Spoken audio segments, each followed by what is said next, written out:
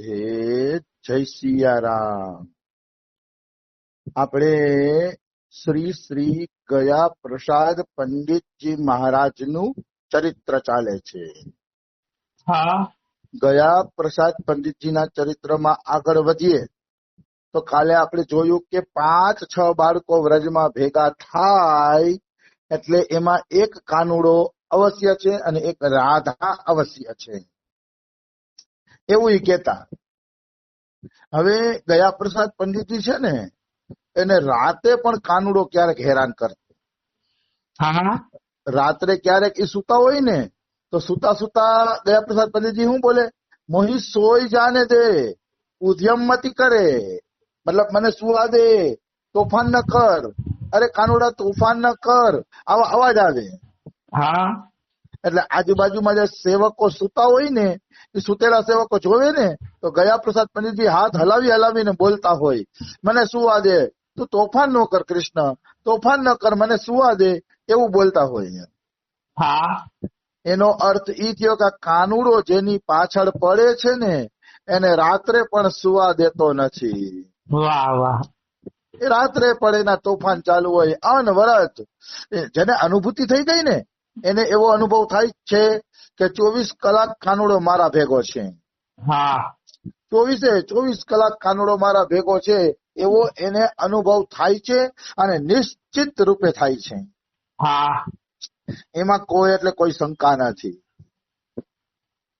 તો આ રીતે પણ ક્યારેક ક્યારેક રાત્રે ઈ બોલતા રહેતા. હવે આપણે મસ્ત પ્રસંગમાં પ્રવેશ કરવાનો છે. ગયા પ્રસાદ પંડિતજીની નામ નિષ્ઠા. હા ગયા પ્રસાદ પંડિતજીની નામ જપમાં કેવી નિષ્ઠા હતી ને એમાં આપણે પ્રવેશ કરવાનું છે. હવે ગયા પ્રસાદ પંડિતજી પથારીમાં સુતા સુતા રાત દિવસ હાય હાય કરતા. હા આપણે એમ થાય કે લે કૃષ્ણના નામ બદલે હાય હાય કેમ કરતા? આમાં લઈકુજી જ વાંચું છું હું. હાય હાય કરતા શું કામ? તો કે વિરહ જ એટલો થતો કે નામ હૃદયથી ચાલુ રહેતું પણ જીભેથી નામ ન લેવાતું.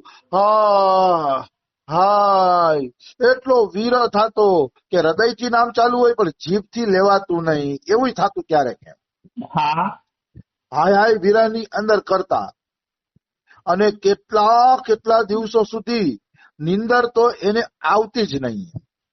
હા 10 દી નીકળી જાય, 15 દી નીકળી જાય, નીંદર ન આવે. એટલે હુવે ખરા પણ હુતા રોય જ રાખે, હા રાધા, હા કૃષ્ણ, એવી રીતે જપ કરી રાખે. હા રાધા, હા કૃષ્ણ, હાય હાય થઈ જતું કઈક વિરહના કારણે કે હે કૃષ્ણ, હાય કૃષ્ણ ક્યારે મળીશ, આવી રીતે એના પોકારો નીકળતા. તો ગયા પ્રસાદ પંડિતજીની આ દશા જોઈને એમના જે શિષ્યો હતા, નજીકના શિષ્યો, એ મનોમન વિચારતા કે અંતિમ સમયે જો આની આવી દશા છે ગયા પ્રસાદ પંડિતજીની તો આપણે શું હાલત થશે. હા મતલબ મહાપુરુષ હોવા છતાંય આટલો આકરો વિરહ, શરીર બળે છે જાણે વિરહમાં, તો આપણા જેવા સાધકને આટલો વિરહ કેવી રીતે સહન કરી શકે? સાધક આટલો વિરહ સહન જ કેવી રીતે કરી શકે?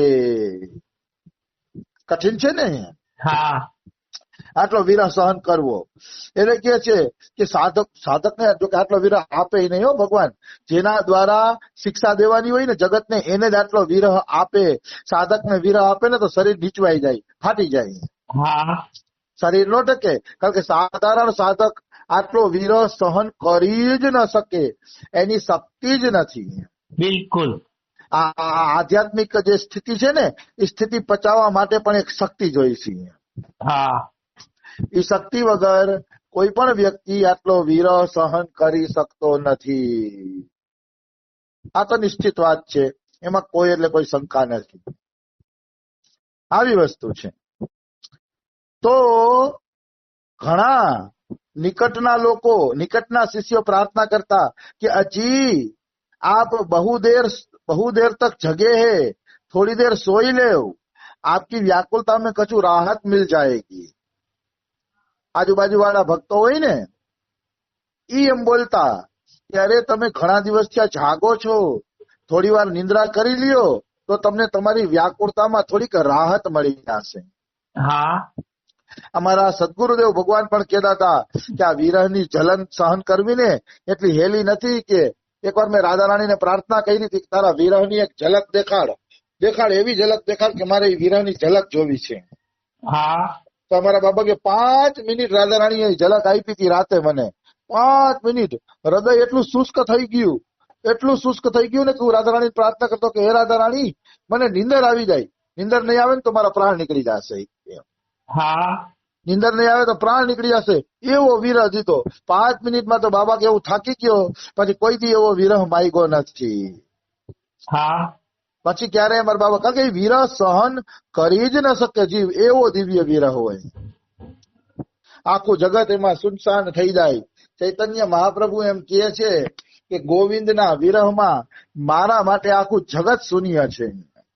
હા આખું જગત શૂન્ય થઈ જાય એ વિરહની અંદર.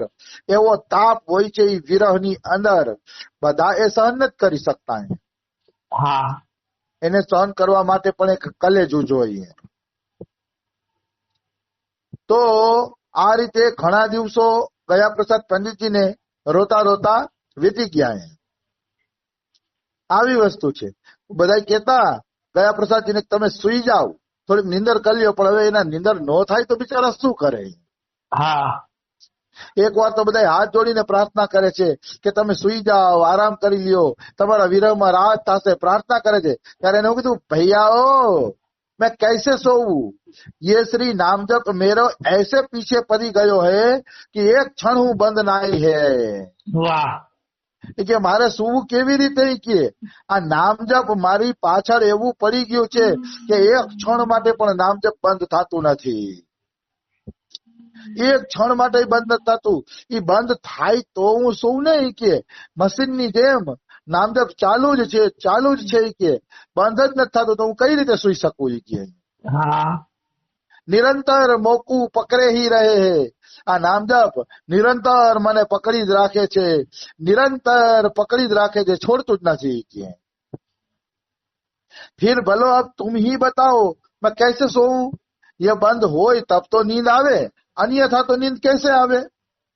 મતલબ આ નામજપ બંધ થાય તો મને નીંદર આવે. કે પણ નામજપ બંધ જ નથી થતા તો બોલો કે નીંદર કેવી રીતે આવે મને. કે આનું નામ જપ કર્યા કહેવાય. જો આનું નામ જપ કહેવાય.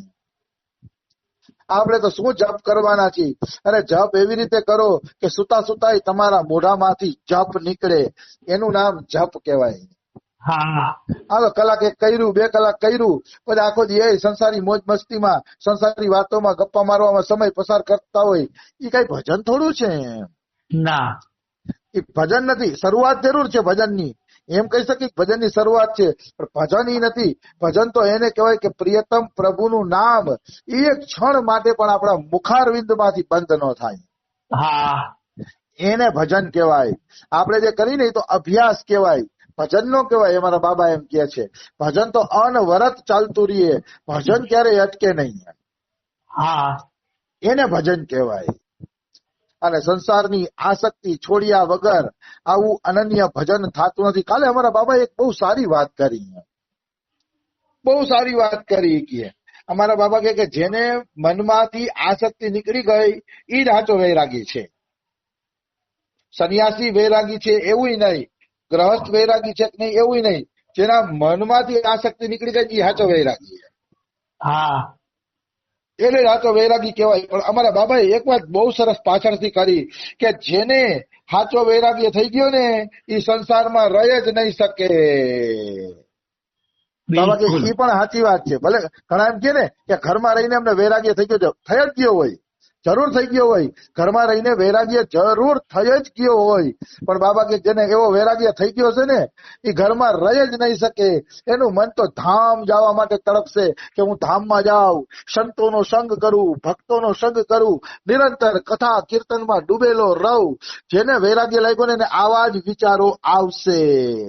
હા અને જે ઘરમાં રહીને ભજન કરે છે ને કે ભાઈ અમારે ઘરમાં રહીને ભજન કરવું છે, અંદરથી વૈરાગ્ય કરી લેશી, તો માનવાનો એને પાકો વૈરાગ્ય નથી. ભલે સ્થિતિ સારી છે, હા ઘરમાં રહીને ઈ ભજન કરેલી સારી છે, પણ મને મારા બાબાની વાત ગમી. સાચો વૈરાગી આવી જાય ને પછી ઘરમાં રહેવું બહુ કઠિન પડે છે, અસંભવ થઈ જાય છે. ઈ કાલી અમારા બાબાની વાત મને ચોટી ગઈ. સત્સંગમાં એકાદી વાત તો ચોટે જ. હા સાચો વૈરાગ્ય હોય ને તો એ ઘરમાં પછી રહી નથી શકતો, અને રહેતો હોય ને તો ક્યાંક વૈરાગ્યમાં થોડી થોડી કચાશ છે એમ કહી શકાય, તો જ ઘરમાં રહી શકે. જેને સાચો વૈરાગ્ય થઈ ગયો, હવે જેને કાંઈ જોતું જ નથી તો એ ઘરમાં કઈ રીતે રહી શકે? હા અહીંયા હું એમ નથી કહેવા માંગતો કોઈ ઘરમાં રહીએ ને ભગવાન ન મળે. નરસિંહ મહેતા, જલારામ બાપા બધાને મળ્યા, પણ જો તમે એનું જીવન જુઓ પછી સાંસારિક પ્રવૃત્તિ કરવા માટે સક્ષમ હતા જ નહીં. હા નરસિંહ મહેતાને ભગવાન મળ્યા, પણ નરસિંહ મહેતાના દીકરાની કંકોત્રી આવી ને તો એના લગ્નની એને ચિંતા નહોતી. હા અને કંકોત્રી એને કૃષ્ણ પાસે મૂકી દીધી કે તારો દીકરો છે ને તારે પરણાવવાનો છે. તો જો સાચો વૈરાગ્ય તો આ સાબિત કરે છે. પછી એના જીવનમાં સાંસારિક પ્રપંચ જોવા નહીં મળે બહુ. અને સાંસારિક પ્રપંચ છે તો વૈરાગ્ય પાકો નથી. હા એનો અર્થ એવો નથી કોઈ નિરાશ થાય. ભજન કઈ રાખો, આપને આપ ઠાકોરજી કઈક વ્યવસ્થા કરી દેશે, નિશ્ચિત વ્યવસ્થા કરી દેશે. એમાં કોઈ પણ પ્રકારની શંકા નથી. તો સાચો અભ્યાસ તો ગયા પ્રસાદ પંડિતજીનો, કેવો દિવ્ય અભ્યાસ ગયા પ્રસાદ પંડિતજીનો. સુતા સુતા નામ જપ બંધ નથી થતું. સુતા છે તો અનવરત નામ જપ ચાલુ છે. આને કહેવાય નામ જપ કર્યું. આપણે ગયા પ્રસાદ પંડિતજીનો પેલા જીવનનો આગળનો જ પ્રસંગ જોયો હતો. આપણે આગળના પ્રસંગની જ વાત કરીએ. એ ઘોડિયામાં સુતા હતા. ઘોડિયામાં સુતા હતા ને તો ફરિયામાં ઘોડિયું પડ્યું હતું ગયા પ્રસાદ પંડિતજીનું. હા તો એની બેન હતી ને, એની બેને જોયું કે ભાઈ ફળિયામાં હૂતો છે અને વાદળા ઘેરાઈ ગયા છે, વરસાદ આવવાની તૈયારી છે. એટલે એ બેને ઘોડિયું ઉપાડીને અંદર મૂકવાનો વિચાર કર્યો કે અંદર મૂકી દઉં. તો ઘોડિયું મૂકીને ઈ ઉપાડીને અંદર મૂકવા ગયા ને તો ગયા પ્રસાદ પંડિતજીનું ઘોડિયું હૈલું એટલે ઈ નીંદરમાં બોલવા માંડ્યા, એક એકુ એક, એક બે બે, એક તેરી તન, છ એકાનો પાડો બોલતા હતા. હા છ એકા છ, આવડી એકાગ્રતા. મતલબ એવી એકાગ્રતા કે નીંદરમાં પણ એના પાડા ચાલુ હતા. હા જેના જીવનમાં એકાગ્રતા આવી ગઈ ને એ ભગવાનને બહુ ઝડપથી પ્રાપ્ત કરી લેશે. કારણ કે એકાગ્ર મનવાળો વ્યક્તિ છે ને ભજન બહુ સારું કરી શકે.